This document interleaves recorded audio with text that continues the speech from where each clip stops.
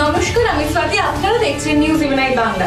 ভারতের একতা এবং অখণ্ডতা রক্ষায় নিজের জীবন উৎসর্গকারী প্রণম্য রাষ্ট্রবাদী নেতা ভারত কেশরী ডক্টর শ্যামাপ্রসাদ মুখার্জির আজ বলিদান দিবস।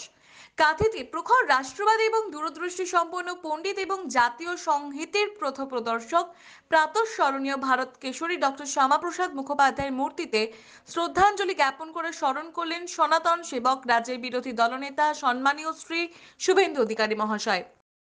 বরঞ্চ দুর্নীতিগ্রস্ত এবং ত্রুটি যারা করেন তাদের বাঁচানোর চেষ্টা করেন। এরপরও পিজি এন্ট্রান্সও স্থগিতাদেশ। পিজি এন্ট্রান্সের এটা তো অ্যাকশনের একটা পার্ট। সামগ্রিকভাবে কেন্দ্রীয় সরকার যে অ্যাকশনগুলো নিচ্ছেন, পশ্চিমবঙ্গে এই ধরনের ক্ষেত্রে কোনো অ্যাকশন কখনো না। এইখানেই কেন্দ্রীয় সরকার মোদীজি সরকারের সঙ্গে পিসির সরকারের তফাৎ। আজকে মনীষীতে মাল্যদান করলেন না, আজকে আত্মবলিদান দিবস। ডক্টর শ্যামাপ্রসাদ মুখার্জিকে তৎকালীন যারা দেশের শাসক হতে চেয়েছিলেন, তিনি যেহেতু কাশ্মীরের জন্য লড়াই করেছিলেন, তাকে কার্যত খুন করা হয়েছে। স্লো পয়জন করে খুন করে বিনা চিকিৎসায় তাকে শ্রীনগরে আটকে রাখা হয়েছিল এবং কার্যত তাকে বিনা চিকিৎসায় কাশ্মীরকে ভারতবর্ষে রাখার জন্য তাকে আত্মবলিদান দিতে হয়েছে। তাই আজকের দিনটি মৃত্যু দিবস নয়, আজকের দিনটি আত্মবলিদান দিবস। দাদা, দুর্গাপুর থেকে এসটিআরএফ দুজনকে গ্রেপ্তার করল। এসটিআরএফ কি গ্রেপ্তার করেছে নেট এই ঘটনায় দুজনকে নাকি গ্রেপ্তার করেছে। সিবিআই টেক আপ করেছে, সিবিআই টেক আপ করেছে এবং একজনকেও ভারত সরকার ছাড়বে না।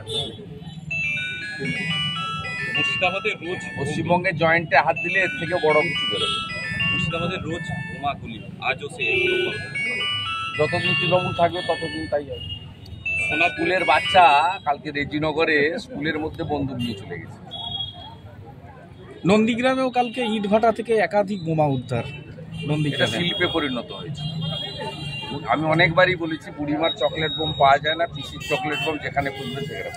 শতপ্রণোদিত মামলা নিয়ে নন্দীগ্রামে যে মহামান্য বিচারপতির যে নির্দেশ, পুলিশের যে শতপ্রণোদিত মামলা, একের পর এক মিথ্যে মামলার অভিযোগ যেটা বিজেপি নন্দীগ্রামে, আমি মামলাকারী তো 47টা মামলা করেছি।